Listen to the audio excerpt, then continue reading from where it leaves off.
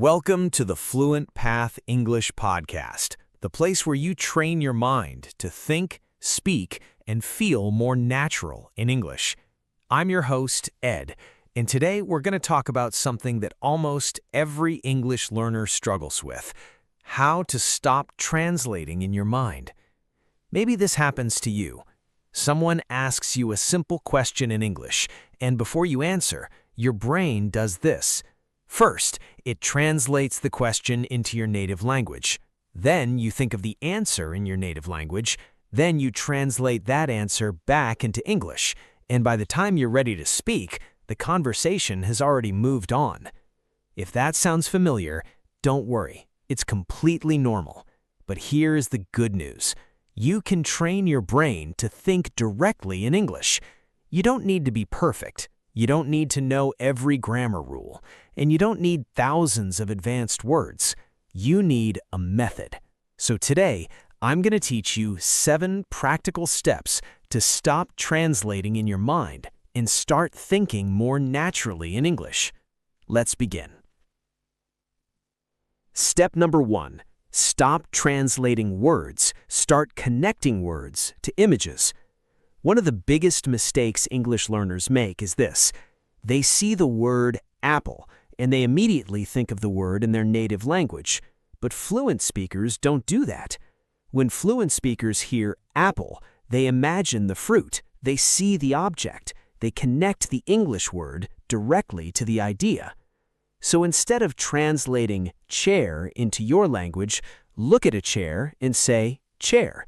Instead of translating water, look at water and say water. Instead of translating I'm tired, connect the sentence to the feeling of being tired.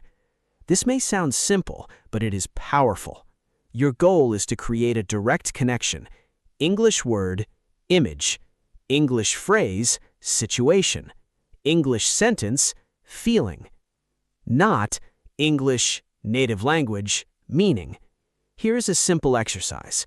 Look around the room right now and name 5 things in English. For example, table, phone, door, window, chair. Don't translate them, just look and name them. Do this every day for 2 or 3 minutes. This is how you start building an English thinking brain. Step number 2, learn phrases, not isolated words. If you learn only single words, your brain has to work too hard when you speak. For example, if you learn the word decision, that is useful, but it is much better to learn phrases like make a decision. That's a big decision. I need to make a decision. It was the right decision. Why? Because real conversation happens in phrases, not in individual words.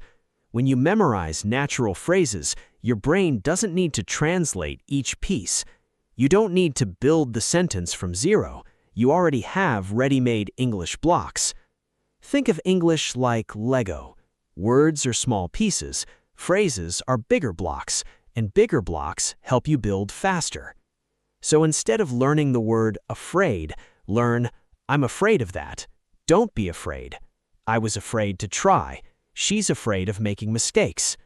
Instead of only learning interested, learn I'm interested in that. Are you interested? That sounds interesting. I've always been interested in English. This makes speaking faster, easier, and more natural. Your exercise for this step is simple. Every time you learn a new word, learn 3 phrases with that word. Don't collect words, collect phrases. Step number 3, use simple English on purpose. Many learners translate because they're trying to say complex sentences before they're ready. They think in their native language with complex sentences, and then they try to convert those complex ideas into English. That creates stress. Instead, use simple English on purpose. For example, instead of trying to say, in my personal opinion, I believe this situation is extremely complicated and requires a deep analysis. You can say, I think this is complicated. We need to think about it. It's not easy. Simple English is not bad English. Simple English is powerful English. Native speakers use simple English all the time. The goal is not to sound impressive. The goal is to communicate clearly. When you stop trying to translate complex sentences, your brain becomes faster. So ask yourself, how can I say this in a simpler way? If you don't know the word exhausted, say very tired. If you don't know purchase, say buy. If you don't know residence, say home. Simple English helps you keep the conversation alive. Remember, fluency is not about using difficult words. Fluency is about speaking without stopping all the time. Step number 4, think in English for small parts of your day. You don't need to think in English all day. That would be too difficult in the beginning. Start small. Choose one daily activity and describe it in English in your mind. For example, when you wake up, think, I'm waking up. I need to get out of bed. I'm going to brush my teeth. I'm making coffee. I'm checking my phone. I need to start my day. When you're walking, think, I'm walking outside. The weather is nice. There are many cars. I'm going to the store. I feel good today. When you're cooking, think, I'm cutting the vegetables. I'm cooking rice. The food smells good. I'm hungry. This is private practice. Nobody needs to hear you. There's no pressure. You are training your brain to use English directly with real situations. Start with 5 minutes a day. 5 minutes of thinking in English is better than 1 hour of passive studying because thinking in English activates your brain. It forces English to become part of your daily life. Step number 5, stop correcting yourself while speaking. This one is very important. Many learners translate because they're afraid of making mistakes. Before they speak, they check grammar, they check vocabulary, they check pronunciation, they check if the sentence is perfect, and this creates a traffic jam in the brain. Of course, grammar is important. Of course, accuracy matters. But during real conversation, your first goal is communication. You cannot speak naturally if you're judging every word. Imagine driving a car and stopping every 3 seconds to check if the wheels are perfect. You would never arrive anywhere. Speaking English is similar to that. You need movement. You need flow. You need to let yourself speak even with small mistakes. Here's a better method. When you're speaking, focus on communication. After speaking, review your mistakes, then improve. Don't correct everything in the middle of the conversation. If you say, yesterday I go to the mall, people will probably understand you. Later, you can correct it. Yesterday, I went to the mall. But don't stop your entire conversation because of one mistake. Mistakes are not the enemy. Silence is the enemy. The more you speak, the faster your brain learns. Step number 6, repeat useful sentences until they become automatic. Translation happens when English is not automatic yet, so the solution is repetition, but not boring repetition. Smart repetition.